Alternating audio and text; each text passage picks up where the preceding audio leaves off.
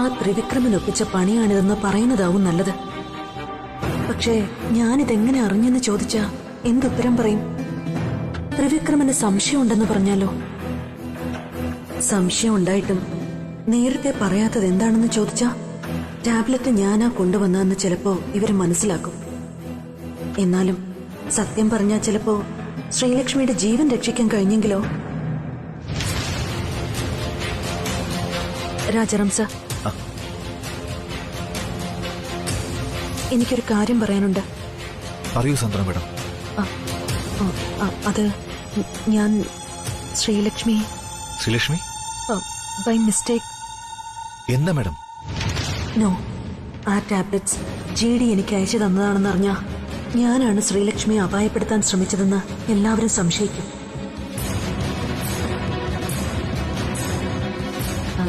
വേറൊന്നുമല്ല സർ, എന്റെ ഒരു സംശയമാ. ഈ വിവാഹം ശ്രീലക്ഷ്മിയുടെ സ്വപ്നമായിരുന്നു. നേരത്തെ ആ GD വന്ന് പ്രശ്നം ഉണ്ടാക്കിയപ്പോ വിവാഹം മുടങ്ങുമോ എന്ന ഭയത്താൽ ശ്രീലക്ഷ്മി ഇനി പോയിസൺ വല്ലതും കഴിച്ചതായിരിക്കോ?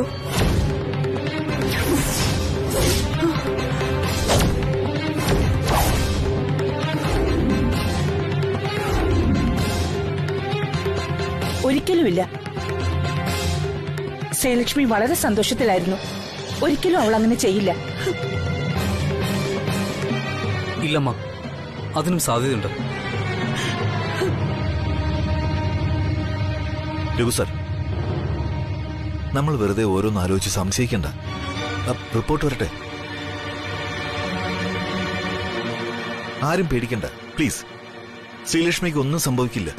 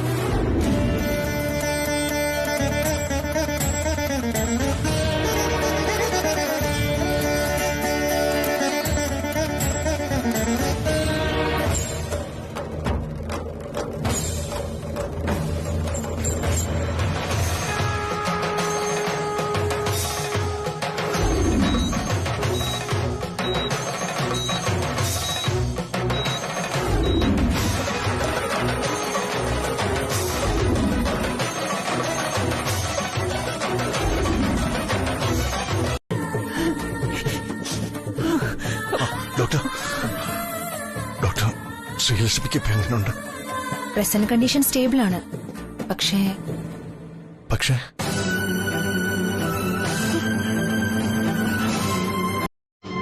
പ്ലീസ് ഡോക്ടർ, എന്താന്ന് വെച്ചാൽ തുറന്നു പറയൂ. ശ്രീലക്ഷ്മിക്ക് സംഭവിച്ചിരിക്കുന്നത് ബ്രെയിൻ സ്ട്രോക്ക് ആണ്.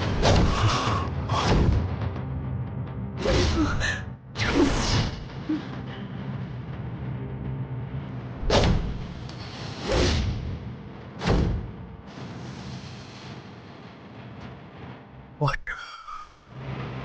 No, you are wrong. I can't believe it. You are lying. എന്താ ഡോക്ടർ, എന്റെ മോൾക്ക് എന്താണെന്ന് ഡോക്ടർ പറഞ്ഞു വരുന്നത്? എന്താ ഡോക്ടർ ഈ പറയുന്നത്? എന്താ മോളുടെ അസുഖം? മനസ്സിലാകുന്ന ഭാഷയിൽ പറയേ. നിങ്ങൾ പേഷ്യന്റിനെ ഹോസ്പിറ്റലിൽ എത്തിക്കാൻ അല്പം വൈകിപ്പോയി. ഇപ്പൊ പേഷ്യന്റിന്റെ കണ്ടീഷൻ വളരെ ക്രിട്ടിക്കലാണ്. വെന്റിലേറ്ററിലേക്ക് മാറ്റേണ്ടി വരും.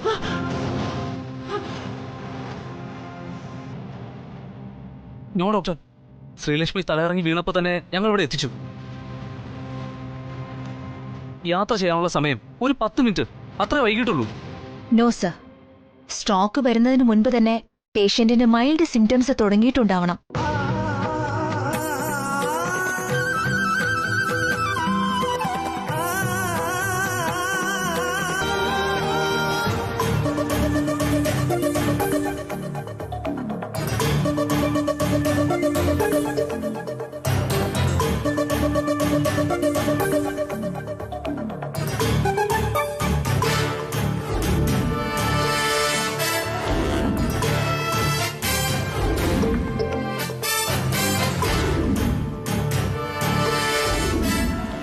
എല്ലാവരുടെയും മുഖം കണ്ടിട്ട് കാര്യങ്ങളൊരു തീരുമാനമാകുന്ന ലക്ഷണമുണ്ടല്ലോ.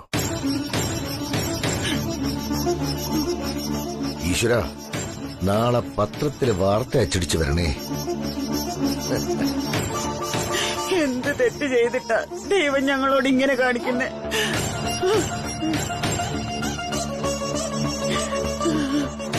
ചതിച്ചു കളഞ്ഞല്ലോ എന്റെ കരിക്കോത്തിയമ്മേ. എന്തെല്ലാം നേർച്ച നേർന്നിട്ട് ഇങ്ങനെ ഒരു മോളെ നീ തന്നത്. ഇതിപ്പോ നീ തന്നെ ഞങ്ങളുടെ കുഞ്ഞിനെ കൊണ്ടുപോവാണോ? ഇത് ഞാൻ എങ്ങനെ സഹിക്കും? അതിന്റെ കാരണം കൂടെ നീ ഒന്ന് മനസ്സിലാക്കിത്ത. അങ്ങനെയൊന്നും പറയില്ലേ സരോജം. നിങ്ങളെ എങ്ങനെ ആശ്വസിപ്പിക്കണമെന്ന് എനിക്കറിയില്ല. ഒന്നു മാത്രം പറയാം, സരോജം വിശ്വസിക്കുന്ന കരിക്കോത്തി അമ്മ തുണയായിട്ടുണ്ടാകും. ധൈര്യമായിട്ടിരിക്കും. ഇതെങ്ങനെ നേരെയാകുമെന്നാ പറയുന്നേ? സരോജ ആന്റിക്ക് അറിയാതെ ആന്റിയുടെ പ്രാർത്ഥന കരിക്കോത്തിയമ്മ കേൾക്കാതിരിക്കില്ല. ഞാൻ കുടിക്കാൻ വെള്ളം എടുത്തോണ്ട് വരാം.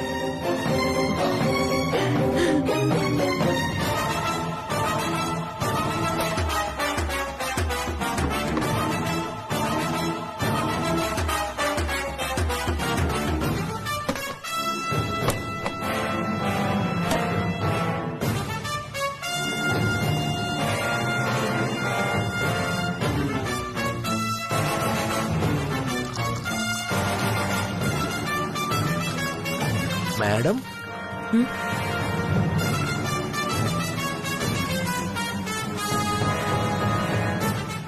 എന്നെ കൊല്ലൂന്നൊക്കെ പറഞ്ഞത് വെറുതെയാണെന്ന് എനിക്കറിയാം. കാര്യങ്ങളൊക്കെ മാഡം വിചാരിച്ച പോലെ തന്നെ നടക്കുന്നുണ്ടല്ലോ. എല്ലാരും ദേ അവിടെ മരണ വീട്ടിയിരിക്കുന്ന പോലെ ഉണ്ട്.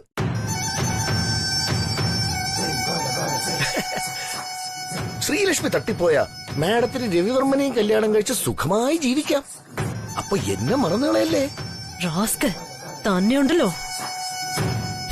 താൻ കാരണം അവിടെ എത്ര പേരെ കണ്ണീരൊഴുക്കുന്നെന്ന് നോക്കണോ? അതിനെനിക്കെന്താ മാഡം, നമുക്ക് നമ്മുടെ കാര്യമില്ലേ വലുത്. അല്ല, മാഡത്തിന് എന്താ ഒരു സന്തോഷമില്ലാത്തത്? നിർത്തലോ. ചെയ്യുന്നു കുടുംബം കാല് മാറുന്നു. ഏയ്, അങ്ങനെയൊന്നുമില്ല.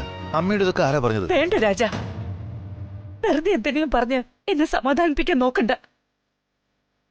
സത്യം എന്താണെന്ന് എനിക്കറിയണം. പറയേ. അമ്മ ചോദിച്ചത് കേട്ടില്ലേ രാജാ? എന്താ ഒന്നും പറയാത്തെ? രാജ, നീ മറയ്ക്കാൻ ശ്രമിക്കണ്ട. ഡോക്ടറെ കണ്ടിട്ട് ഇറങ്ങിപ്പോയ രവിയുടെ മുഖം കണ്ടാൽ അറിയാം എന്തോ കുഴപ്പമുണ്ടെന്ന്. പറ രാജ, എന്താ കാര്യം?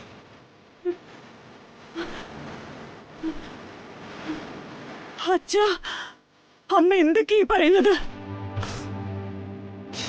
നമ്മുടെ മോളെ നമുക്ക് നഷ്ടപ്പെടാന്നല്ലേ അമ്മ പറഞ്ഞതിന്റെ അർത്ഥം? അയ്യോ, അങ്ങനെ സംഭവിക്കില്ലെന്ന് പറയച്ചാ. ഇത് വെറുതെ പറയുന്നതാ. അമ്മ കാര്യം അറിയാതെ പറയുന്നതാ. പറയച്ചാ, പറയാൻ. അമ്മേ, അമ്മയ്ക്ക് അറിയാത്തത് കൊണ്ടാ. മോൾ ഇതുപോലെ ഇടയ്ക്ക് തലറിഞ്ഞു വീണിട്ടുണ്ട് പണ്ട്. കരിക്കൊത്തിയമ്മയുടെ കുങ്കുമം തൊടിച്ച അപ്പൊ തന്നെ സുഖാവുകയും ചെയ്യും. അമ്മ വിഷമിക്കേണ്ട. ഈ ഡോക്ടർമാരൊക്കെ ഓരോന്ന് പറഞ്ഞ് നമ്മളെ പേടിപ്പിക്കുന്ന അമ്മേ. നിക്ക്, ഞാനും അച്ഛനും കൂടെ പോയി മോളോട് എഴുന്നേക്കാൻ പറയാം. മോള് കണ്ണു തുറക്കും. അച്ഛാ, വാച്ചാ, നമുക്ക് മോളുടെ അടുത്തേക്ക് പോവാം.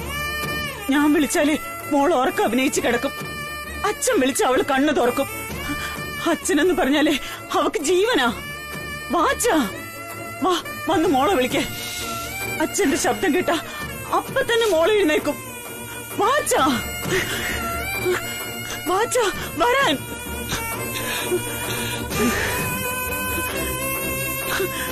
രാജാവ് സാറേ, അച്ഛൻ പറഞ്ഞിട്ട് കേൾക്കുന്നില്ല. ഒന്നും പറയ് സാറേ.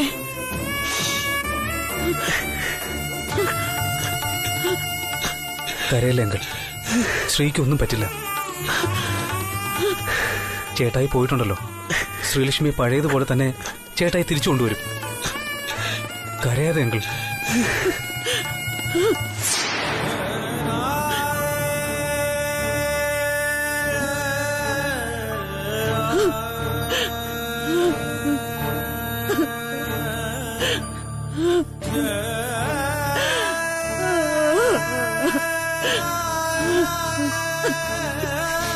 രാജ, എന്താ ഇങ്ങനൊക്കെ സംഭവിക്കുന്നത്? എന്തെങ്കിലും ചെയ്ത് ശ്രീലക്ഷ്മിയുടെ ജീവൻ രക്ഷിക്കാൻ പറ. എന്റെ മോൾക്കൊന്നും സംഭവിക്കരുത്. എന്റെ മോനും മരുമകളും നമ്മുടെ വീട്ടിലേക്ക് വലതുകാൽ വെച്ച് കയറി വരണം. നമ്മുടെ വീട്ടിൽ അവർ രണ്ടാളും സന്തോഷത്തോടെ ജീവിക്കണം. രാജാറാം, നമുക്ക് ഏത് ഡോക്ടർ വേണമെങ്കിലും വിളിപ്പിക്കാം. ഉടനെ എന്തെങ്കിലും ചെയ്തേ പറ്റൂ. I think she needs better treatment, Rajaram.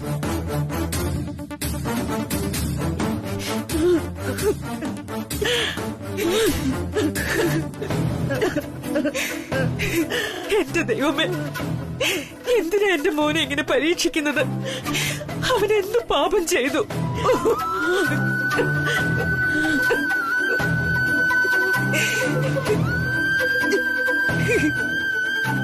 അമ്മേ, കരയാതെ അമ്മേ.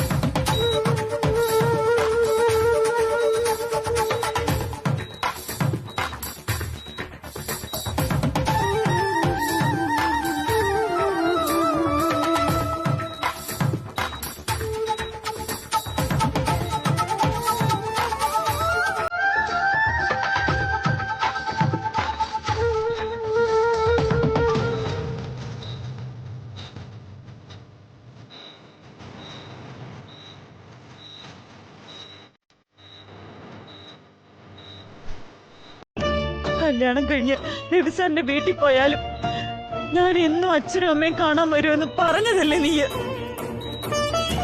എന്നിട്ട് നീ ഇപ്പൊ ഞങ്ങളെ വിട്ടിട്ട് പോവാണോ?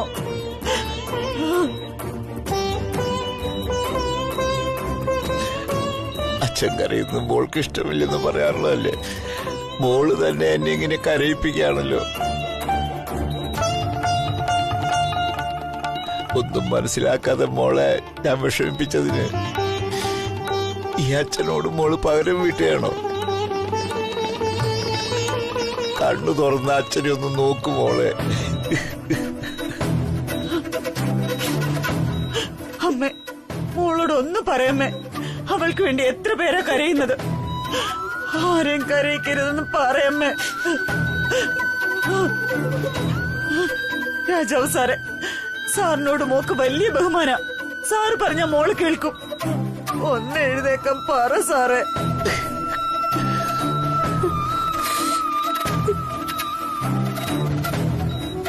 മാഡം, എന്റെ മോള് മാഡത്തിന് അനിയത്തിയെ പോലെയാണെന്ന് പറയാറില്ലേ? മാഡം ഒന്ന് മോളെ വിളിക്ക്.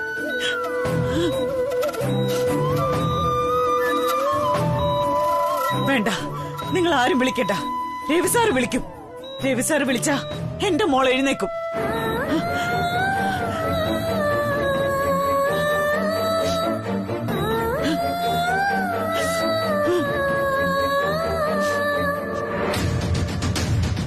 Ravi,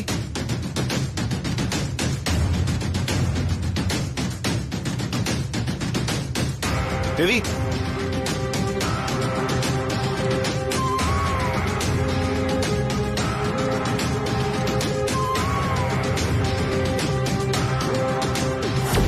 she's in singing stage. എന്തെങ്കിലും മിറാക്കിൾ സംഭവിച്ചാൽ മാത്രമേ പേഷ്യന്റിനെ തിരികെ ലഭിക്കൂ. രവി,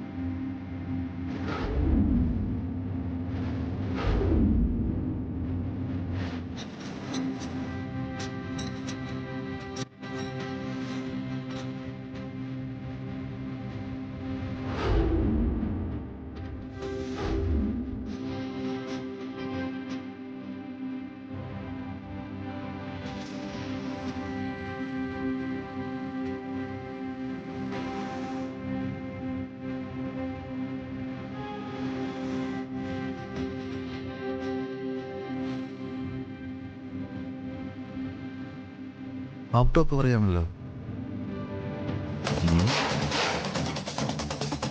ദേവി എവിടെ പോയതായിരിക്കും? ഏയ്, ദേവി അങ്ങനെ ബുദ്ധിമോശമൊന്നും കാണിക്കില്ല.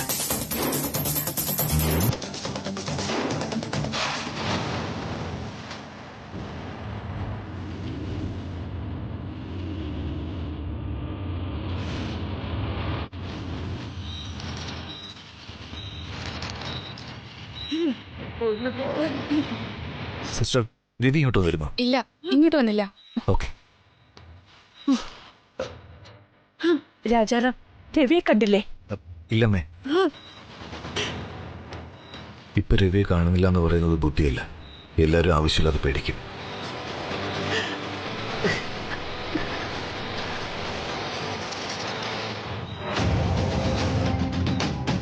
രാജാറാം, ചേട്ടാ ഇവിടെ. അത് രവി സാറ് ശ്രീലക്ഷ്മിക്ക് വേണ്ടി പ്രാർത്ഥിക്കാൻ അമ്പലത്തിൽ പോയിരിക്കുക.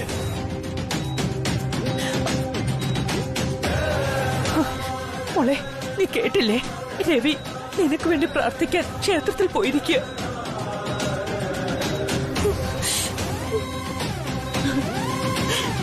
എന്റെ കരിക്കൊത്തിയമ്മേ, എന്റെ മോളെ നീ രക്ഷിക്കണേ.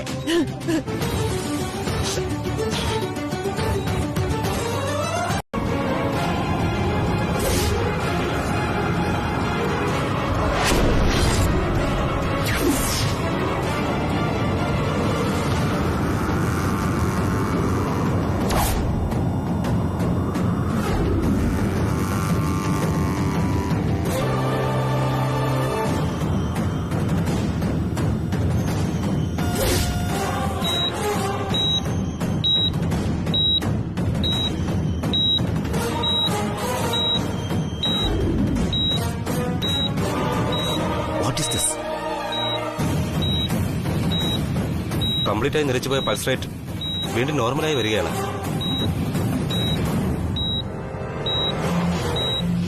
സിസ്റ്റർ, സർ, വേഗം ഡോക്ടർ, പേഷ്യന്റ് കോൺഷ്യസ് ആയിക്കൊണ്ടിരിക്കുകയാണ്. Okay okay.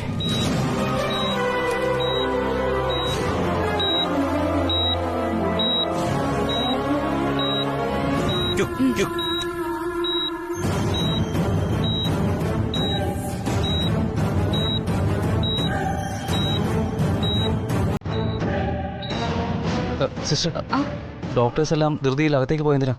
എന്തെങ്കിലും കുഴപ്പമുണ്ടോ? പേടിക്കണ്ട സർ, പെട്ടെന്ന് പൾസ് റേറ്റ് കൂടി.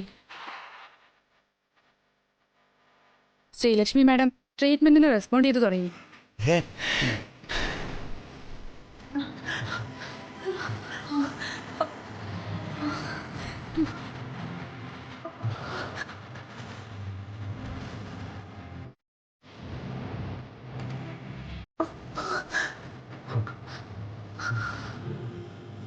എന്റെ കരിക്കൂത്തിയമ്മേ, നീ എന്റെ വിളി കേട്ടു.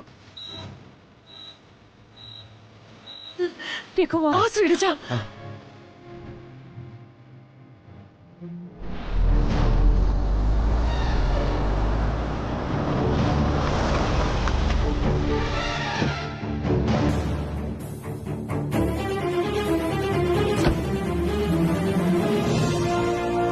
ഗോപി, ഗോപി സാർ, രവി സാർ വന്നിട്ട് ഇങ്ങോട്ട് പോയി. വന്നപാടെ മുകളിലേക്ക് പോയി സാർ. ഞാൻ കുടിക്കാൻ എന്തെങ്കിലും വേണമെന്ന് ചോദിച്ചപ്പോ ഒന്നും മിണ്ടതുമില്ല സാർ.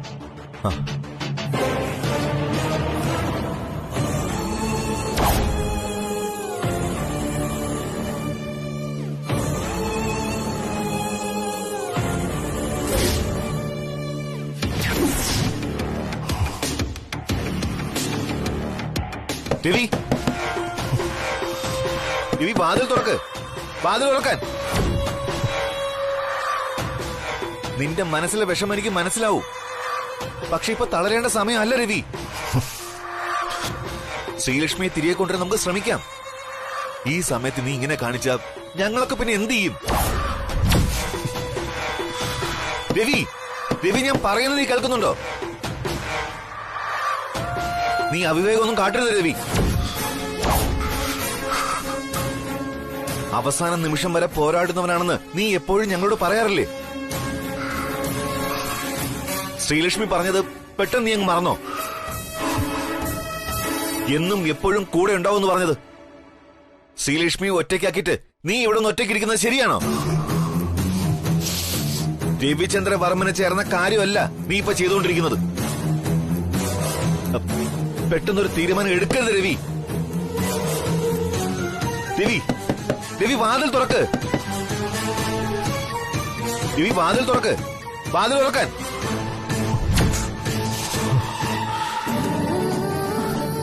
മോനെ രഘു, നീ രവിയെ ഫോൺ ചെയ്ത് പെട്ടെന്ന് ഇങ്ങോട്ട് വരാൻ പറ.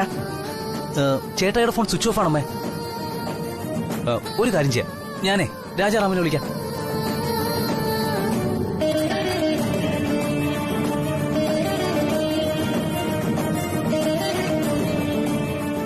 രവി വാതിൽ തുറക്ക്. വാതിൽ തുറക്കാൻ. വാതിൽ തുറക്ക്.